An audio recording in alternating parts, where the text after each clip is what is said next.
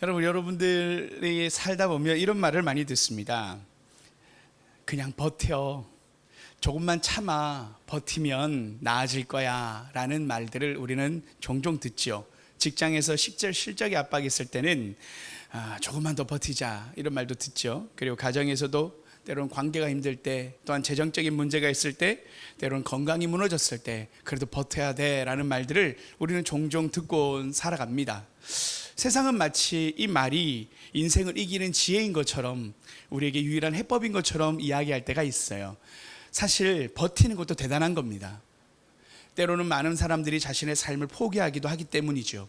그래서 버티는 것이 이기는 것이다 라고 하는 말도 있는 것입니다. 그런데 이것은 마치 폭풍 치는 바다 위에서 이를 악물고 배의 난간에 매달려 떨어지지 않는 것 같이 생존의 길인 것처럼 어쩌면 우리의 모습이 참 불안한 모습으로 보입니다. 그리고 버틴다라는 것은 내 힘, 내 의지, 내 정신의 힘으로 삶의 무게를 짊어지는 것처럼 보이기도 합니다.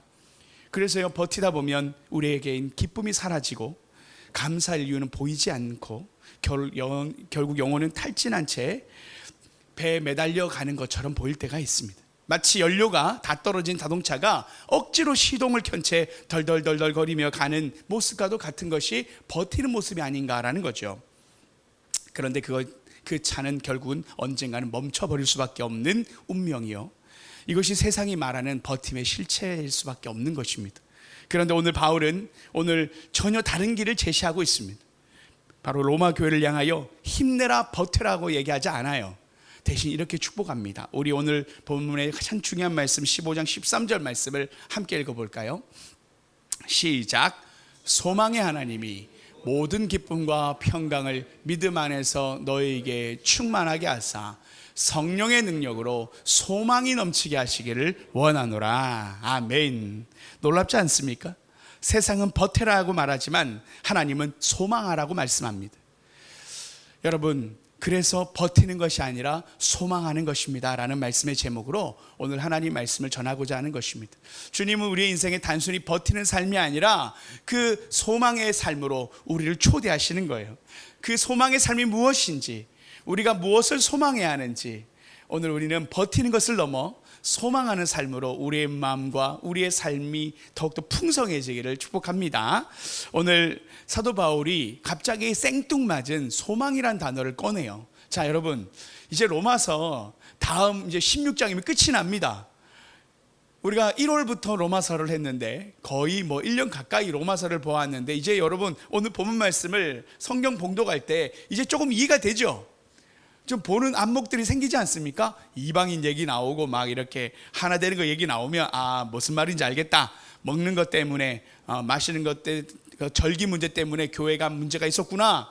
그리고 사도 바울은 믿음으로 구원받는 것이요, 할례나 행위, 율법이 아니라 다 은혜로 구원받으니까 우리가 다 믿음 안에서 하나 될 수 있다라는 이야기를 계속 해왔지 않습니까?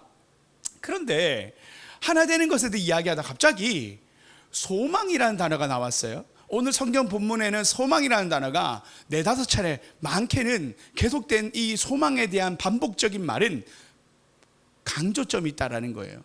그래서 오늘 이 소망이라는 단어가 왜 툭 튀어나왔을까? 여러분, 그 이야기부터 먼저 한번 해보는 거예요.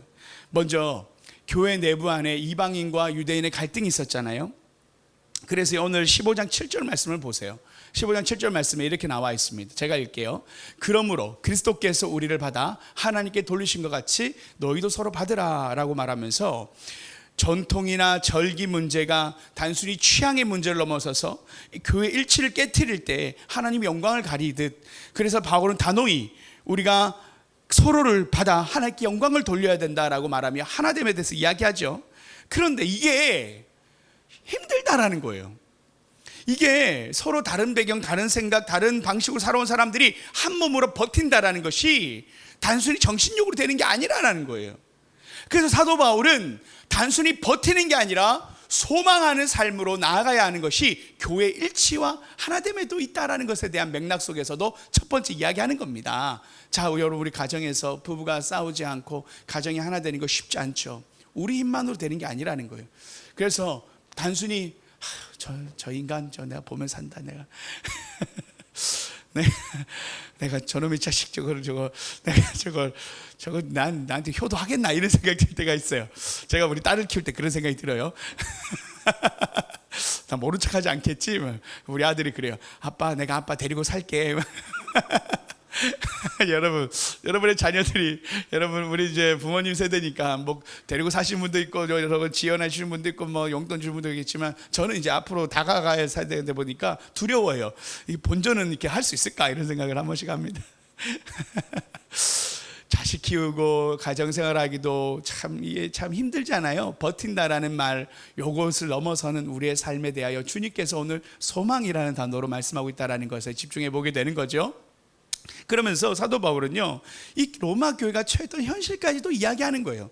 이제 로마서가 15장으로 넘어오면서 끝이 납니다. 그러니 사도 바울의 마음에는 단순히 교회 내부적인 갈등 문제만을 얘기하는 게 아니에요. 교회 외부적인 핍박의 문제까지도 포함된 겁니다. 왜냐하면 로마의 시대에 살았던 이 교회는 로마 황제 숭배에 대한 핍박에 노출되어 있었던 공동체였어요. 말 그대로 사회적 약자였습니다.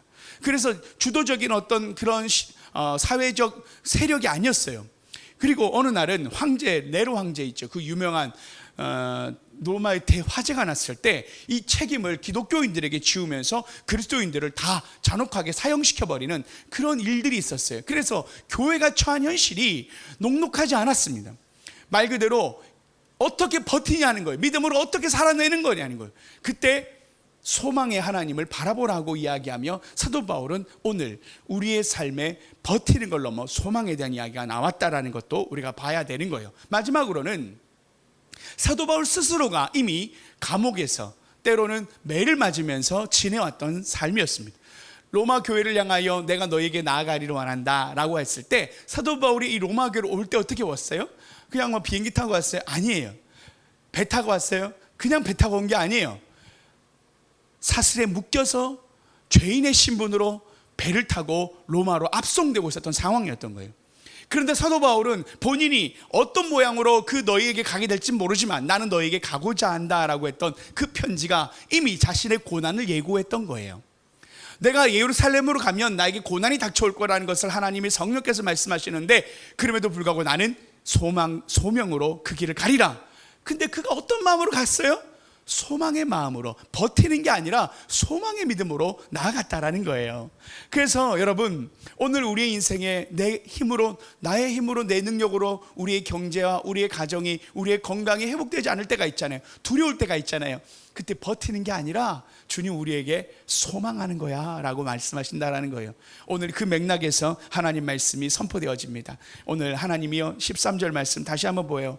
소망의 하나님이 성령의 능력으로 소망이 넘치게 하시기를 원하노라. 여러분, 오늘도 우리의 삶에 소망 넘치기를 축복합니다. 여러분, 버티는 게 아니라 이 소망, 우리에게 주신 소망이 무엇인지 오늘 하나씩 살펴보기로 원해요. 먼저는요, 우리의 말씀 속에 이 로마서 15장 1절에서 3절까지 보면 이렇게 나와 있어요. 믿음이 강한 우리는 마땅히 믿음이 약한 자의 약점을 담당하고 자기를 기쁘게 하지 아니할 것이라 그리스도께서도 자기를 기쁘게 하지 아니하셨나니. 여러분, 여기서 보면요, 믿음이 약한 자가 있어요. 믿음이 강한 자가 마땅히 그 약점을 담당하고, 그리고 우리가 그렇게 희생해야 된다는 걸 이야기하면서 누구를 모범으로 삼냐면 바로 그리스도께서도 자기를 기쁘게 하지 않으셨다라고 이야기해요. 이게 뭐예요? 예수님의 희생을 이야기해요. 다시 말하면 예수님은요, 하나님은 우리의 짐을 대신 지시는 분이라는 거예요. 예수님이 먼저 우리의 수고의 모든 부담의 짐들을 짊어지시는, 나를 위해서 나와 함께 하시는 분이라는 사실을 먼저 보여주는 말씀의 힌트예요. 자, 그래서요, 우리 마태복음 11장 28절에 이렇게 말하잖아요. 수고하고 무거운 짐진 자들아 다 내게로 오라. 내가 너희를 쉬게 하리라. 내 멍에는 쉽고 내 짐은 가벼움이라. 여러분, 버틴다라는 것은요, 짐을 내 어깨에 그대로 짊어진 채 조금만 더 끙끙대는 거라면, 소망은 그 짐을 주님의 어깨 위로 옮겨드리는 믿음의 행위라는 것을 말하는 거예요. 그래서 베드로 사도는 이렇게 말합니다. 로마서 베드로전서 5장 7절에 보면 너희 염려를 다 주께 맡기라. 이는 그가 너희를 돌보심이라. 여러분, 예수님은요, 우리를 위해서 희생하시고 주님이 우리를 죽으신 그 분은 우리의 수고와 우리의 모든 죄의 짐을 대신 짊어지시는 분이라고 말씀하시면서 주님 우리에게 뭐라고 요청하세요? 소망하는 것은 주님께 맡기는 것입니다. 할렐루야.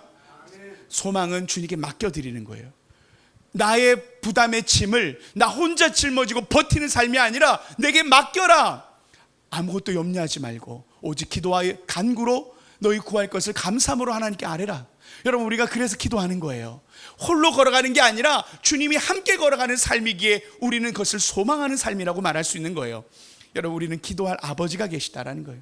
여러분 우리의 삶은 우리의 삶의 이 무거운 짐을 홀로 짊어지고 가는 그 버티는 삶이 아닌 주님이 우리의 아버지가 되셔서 나의 모든 수고의 짐을 대신 짊어져 주셔서 나의 짐을 내가 너와 함께 지고 갈게 라고 하시는 그 주님. 그런데 보통 아버지가 다 짊어지십니다.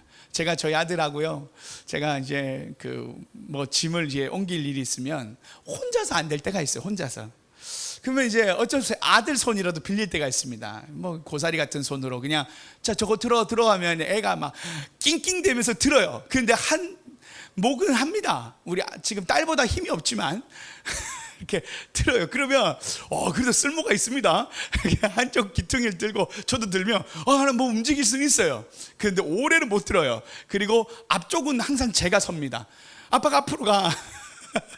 앞에서 제가 방향을 인도해야 되니까. 그래서 아버지가 무거운 짐을 지지만 우리 뒤에서 손을 거둘 거예요. 주님은 우리에게 필요 없다라고 하지 않으시고 우리의 삶에 주신 이 부담이 너에게 부담을 주려는 게 아니야. 하나님 우리에게 주신 사명은 부담의 삶이 아니에요. 하나님 우리에게 주신 생명은, 우리에게 주신 인생은 부담스럽게 살라고 주신 삶이 아니야. 기쁨과 감사로 하나님과 함께 살아가는 삶의 기쁨을 누리게 하기 위해 주신 삶의 거룩한 소명이라는 거죠. 그래서 주님은 우리의 삶을 통째로 가져가시는 분은 아니에요. 그래서 우리를 빨리 천국 데려가서 이게 아니라는 거예요. 이 땅의 삶을 살아가게 하시는 거예요. 그러나 주님은 우리의 삶을 내가 너의 짐을 같이 짊어져 줄게.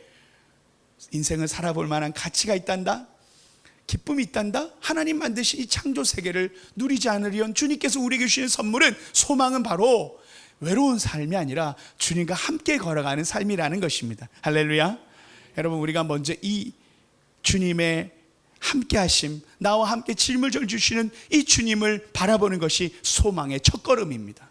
자, 그러면서 사도 바울은요 두 번째로 이렇게 이야기해요. 우리 15장 5절에서 6절 말씀입니다. 함께 읽어볼까요? 시작. 이제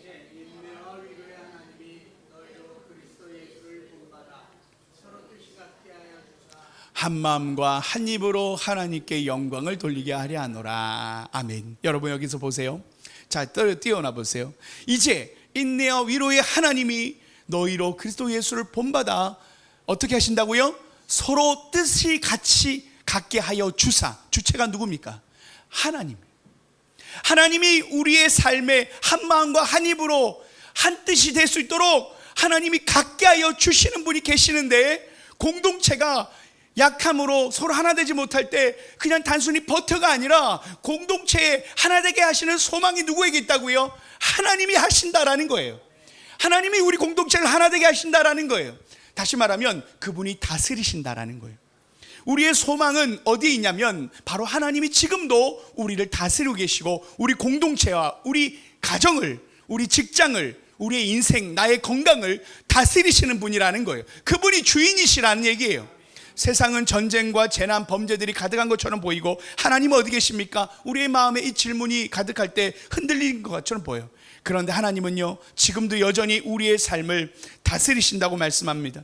그래서요 사도 바울의 고백 속에서 저는 다윗의 고백을 보는 거예요. 우리 사무엘상 17장 45절에 이렇게 나와 있습니다. 우리 함께 읽어봅시다. 시작. 너는 칼과 창과 단창으로 내게 나오거니와 나는 만군의 여호와 이름으로 내게 나아가노라. 할렐루야. 여러분 우리가요 세상을 살아갈 때 두려움으로 살아갈 때가 있어요. 때로는 우리 인생을 향하여 골리앗과도 같은 우리의 거대한 장벽처럼 내 인생에 넘어가지 못할 산처럼 보이는 인생의 걸림돌이 보여요. 그런데 주님 우리에게 뭐라 하시는 거예요? 다윗이 고백이에요. 나는 만군의 여호와 이름으로, 지금도 다스리시는 나의 왕이신 하나님이 나의 삶을 도우신다. 사자의 발톱에서 곰의 이빨에 하나님이 나를 건져주셨듯 나는 너를 두려워하지 않는다. 여러분, 세상을 향하여 나아가는 우리의 두려움이, 우리의 염려가 지금도 여전히 세상을 다스리시는 하나님이 나의 하나님이시고, 그분이 나의 모든 대적들을, 하나님께서는 우리의 삶의 모든 장애물들을 제거해 주시는, 나를 도우시는 하나님이라는 사실 속에 사탄은 우리를 위협할 수 없고, 우리를 위축시킬 수 없고, 우리를 이길 수 없다라는 사실을 주님 우리에게 말씀하시는 거예요. 그래서 소망인 겁니다. 여러분, 공동체가 하나 되는 것 어렵죠.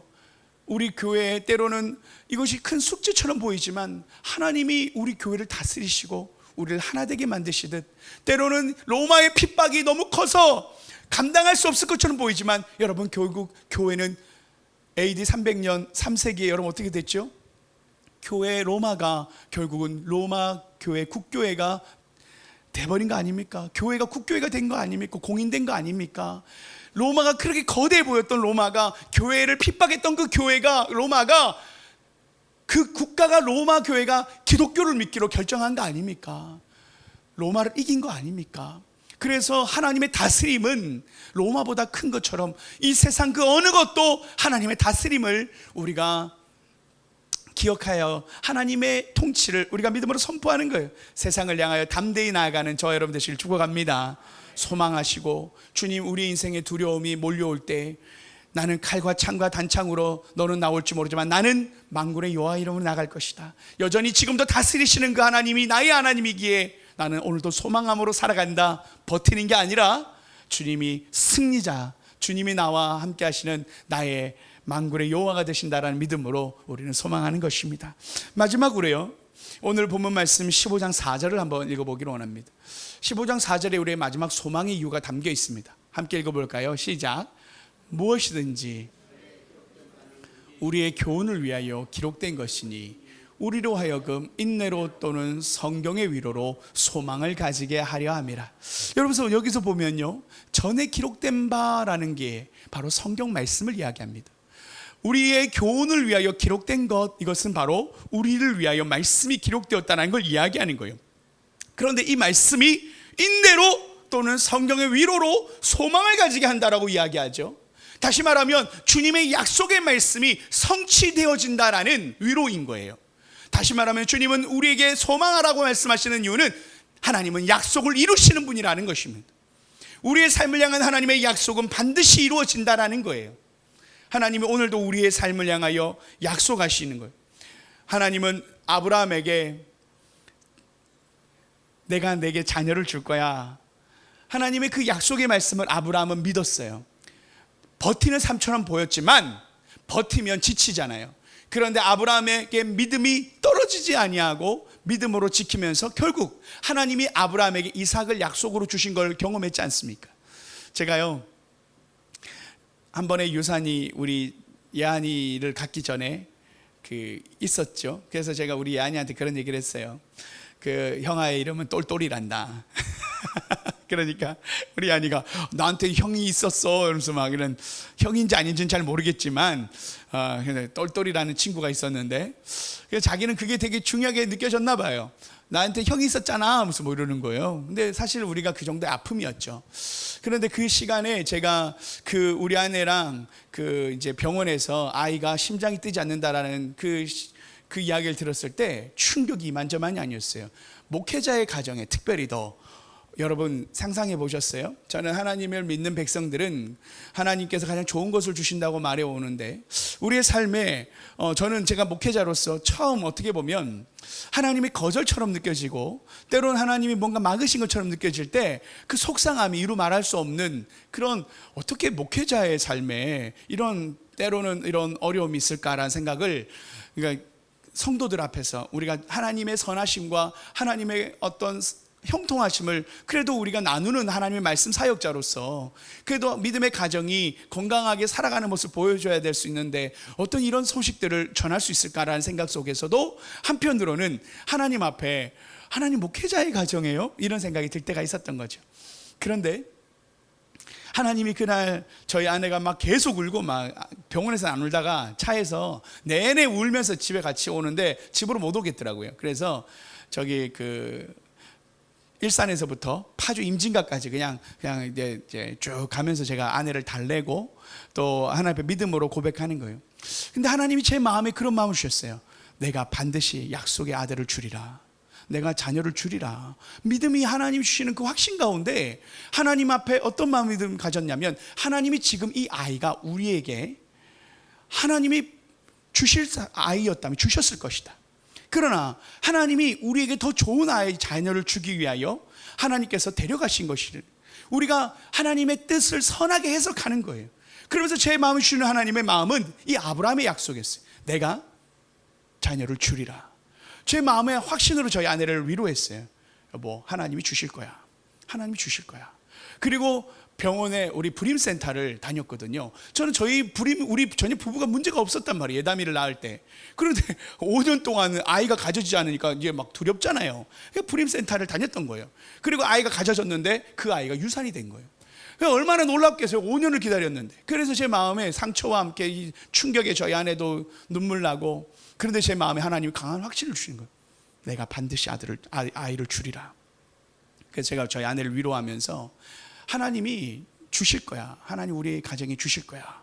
그리고 저희 아내가 그렇게 병원에서 이제 모든 부분을 마무리하고 하나님 앞에 제가 기도하면서 제 마음에 확신을 해주시는 거예요. 내가 줄 거야. 내가 줄 거야.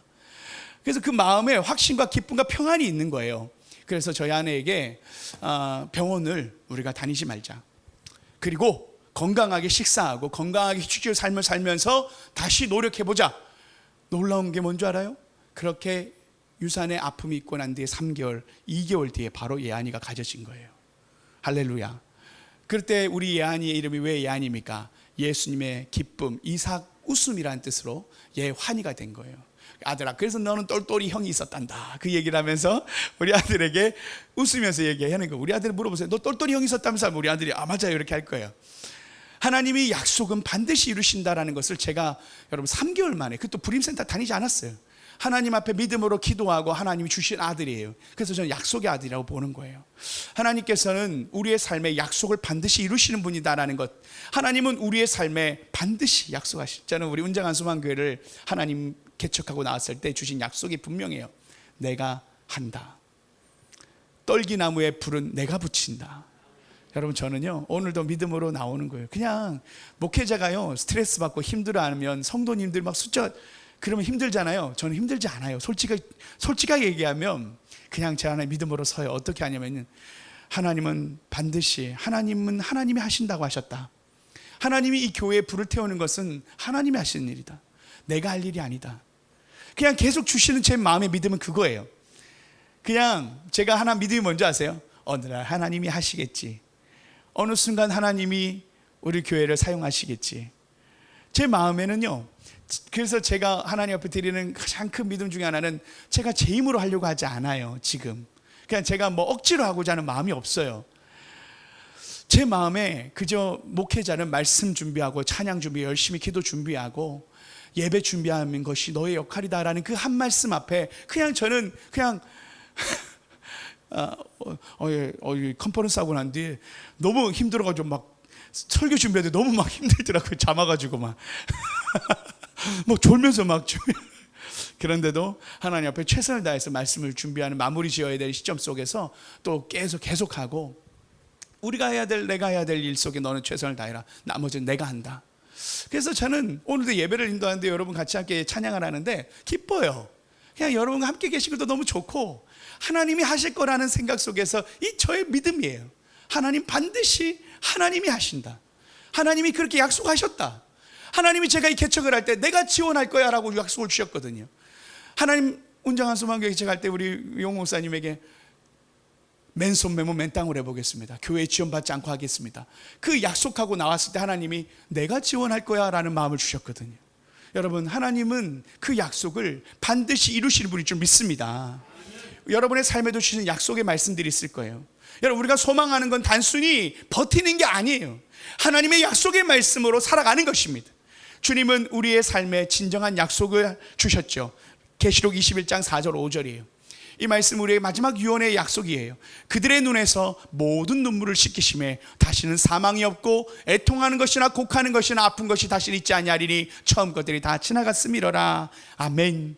여러분, 최후 승리가 우리의 것입니다. 주님이 우리의 삶의 눈물을 닦아주는 날이 있을 거예요. 우리의 수고와 우리의 눈물, 우리의 그 모든 버티는 시간이 아니라 주님은 마지막 날 하나님이 계시고 심판이 있고 천국과 지옥이 있을 뿐만 아니라 우리의 삶에 평가하시고 위로하시고 우리의 눈물을 닦아주시고 우리에게 상급을 주시는 나의 하나님이 계시다. 우리는 그 소망으로 살아가는 거예요.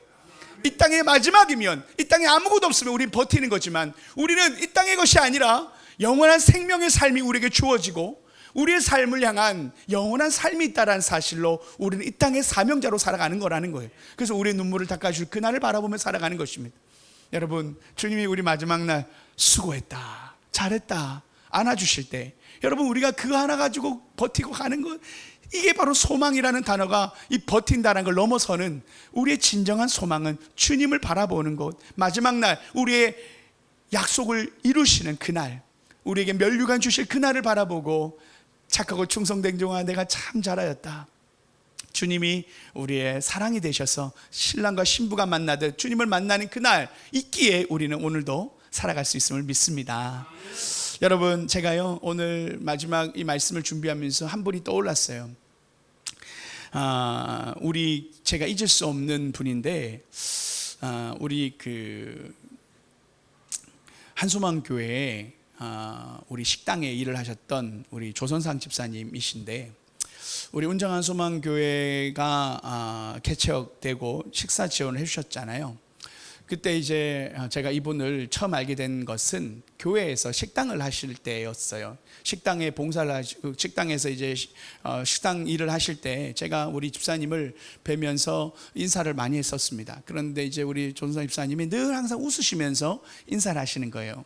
늘 밝게 웃으시면서 저에게 인사를 해주시는 거예요. 개척 전에도 그러셨고요. 그래서 제가 개척 전에도 저희 속은 아니었는데, 제가 우리 집사님이 몸이 아프시다는 얘기를 듣고 제가 늘 식당을 지나갈 때면 이제 일 다 끝내고 쉴 때 이제 제가 교구 신방 갔다가 돌아올 때 보면 한 번씩 이렇게 식당 청소하시고 저기 이제 그 가족들과 이렇게 쉴 때가 있어요. 그럼 제가 가서 인사하면서 이제 여유롭게 이제 얘기를 하다가 요즘 어떠세요? 하면 몸이 이제 이렇습니다 하면 제가 그 자리에서 바로 기도를 드렸어요. 늘. 그래서 늘 기도해 드리고 집사님의 병을 위해서 기도해 드리고 가족들과 함께 같이 기도하고 했었어요.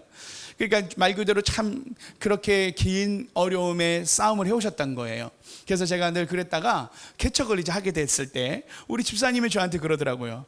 제가 목사님 후원하겠습니다 그러시는 거예요. 그러면서 그 우리 존사 집사님이 우리 교회에 후원을 보내주신 거예요. 그래서 제가 보면서 이분이 참 어려운데도 이런 결단을 하시고 또 이런 수고를 하시는구나라는 걸 제가 보면서 늘 좋은 마음을 가지고 있었어요. 그러다가 우리 교회가 1년 동안을 우리 학원사님이 열심히 우리 교회 맨날 캐리어 이상한 거 하나 끌고 들어오면서 맨날 큰 거 막 짐을 이만큼 싣고 와가지고 막 미역국을 해내고 콩나물을 하고 얼마나 1년 동안을 식사를 준비하셨어요. 그걸 책임감 있게 우리 30인분을 늘 준비하셨던 그것이 이제 권사님도 이제 얼굴은 아닌데 연세가 좀 들었는지 몸이 좀 약간씩 이렇게 아프셨어요. 그러다 보니까 제가 우리 권사님 또 좀 너무 한 사람의 무리가 너무 강하면 장기적으로 이게 어렵잖아요, 식사하는 게. 그러다가 이제 우리가 기도하다가 고민하다가 한소망 교회에서 식사를 조금 추가로 받아오면 어떨까? 그래서 이만한 식사를 1000명, 2000명을 막 하잖아요, 한소망 교회가. 거기에 이제 우리 한 30인분, 40인분을 좀 추가로 요청을 해서 좀 이렇게 배달을 하면 좋겠다라는 생각이 들어서 아내 권사님에게 전화를 드렸어요. 권사님, 우리 식사를 하는 게 참 어렵네요, 교회가. 그래서 이렇게 해서 여차해서 이렇게 해줄 수 있겠습니까? 우리 이제 저희가 일을 좀 많이 쉬고 남편이 아파서 한번 남편과 상의를 해봐야 될 것 같아요 하고 이제 전화를 끊었어요. 그러다가 화요일 정도에 주일날 이렇게 지나고 화요일 정도에 통화하고 난 뒤에 주중에 전화가 온 거예요. 그러면서 하시는 말씀이 뭐냐면, 그때가 올해 4, 5월경이에요. 근래죠. 그때 우리 남편이 당연히 도와야 하는 거라고 하면서 돈도 받지 않겠다고 하시는, 그냥 지원해 주시겠다라는. 그래서 너무 감사한 거예요. 그래서 또 기도를 또 제가 하면서 서로 눈물을 흘리면서 기도해 드렸어요. 하나님, 우리 축복해 주시고, 그러면서 아멘하고 그렇게 우리 조선사 집사님과 제가 가족들과 함께 스피커로 늘 통하면서 기도해 드렸어요. 그러다가 이제 집사님이 신약에 서울대에서 개발한 신약이 있는데 이렇게 항암을 맞는데 그게 이제 맞고 있습니다. 근데 그때까지 몰랐어요. 이후에 이게 안 맞았나 봐요. 신약이. 그래가지고 몸에 항암이 너무 고통스러웠던 거예요. 그러다가 올해 8월에 돌아가신 거예요. 지난달 제가 장례를 또 이렇게 다녀왔단 말이에요. 그러면서 이제 우리 권사님을 격려해 위로하고 싶은 거예요. 가족들을 위로하고 싶은 있었던 이야기들을, 우리 운정한 소망교회를 섬겼던 이야기와 이 어려운 가운데도 그 투병에 가장 치열했던 4, 5월 달에 그 치료받아야 했던 가장 어려운 시간에 우리 교회를 지원해 주셨던 우리 집사님의 그 수고가, 그 마음이 너무나도 선하고 귀한 마음이라 꼭 가족들에게 너무 고맙다는 이야기를 하고 싶었어요. 그래서 그 이야기를 하고 또 우리 교인들뿐만 아니라 한소망 성도들에게도 그 이야기를 꼭 나누고 싶었던 거예요. 그런데 놀라운 게 뭔지 아세요? 그 집사님, 권사님이요, 마지막 그 존사 집사님 유언의 말씀을 저한테 전해주시는 거예요. 목사님, 우리 남편이요, 마지막 한 말이 여보 너무 가지려 하지 말고 나누며 살아라고 했다라는 거예요.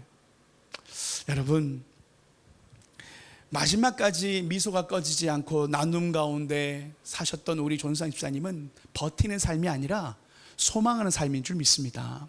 여러분 이것이요, 우리의 삶은요, 때로는 우리가 지치고 힘들면 우리의 인생이 조금 밑바닥을 드러낼 때가 있어요. 어떻게 보면 죽음으로 두려움 가운데 무너질 때 하나님을 향한 믿음이 원망과 불평을 바뀔 때가 있어요. 지금까지 잘해왔던 믿음이 흔들릴 때가 있죠. 그런데 우리 존사 집사님은 그 죽음의 문턱 앞으로 나아갈 때 그분의 모습은 원망과 불평의 모습이 아니었어요. 나눔과 섬김과 사랑의 모습이었어요. 그래서 저는요, 그 모습 속에 소망의 삶은 고결한 모습을 가진다라는 것을 보았어요.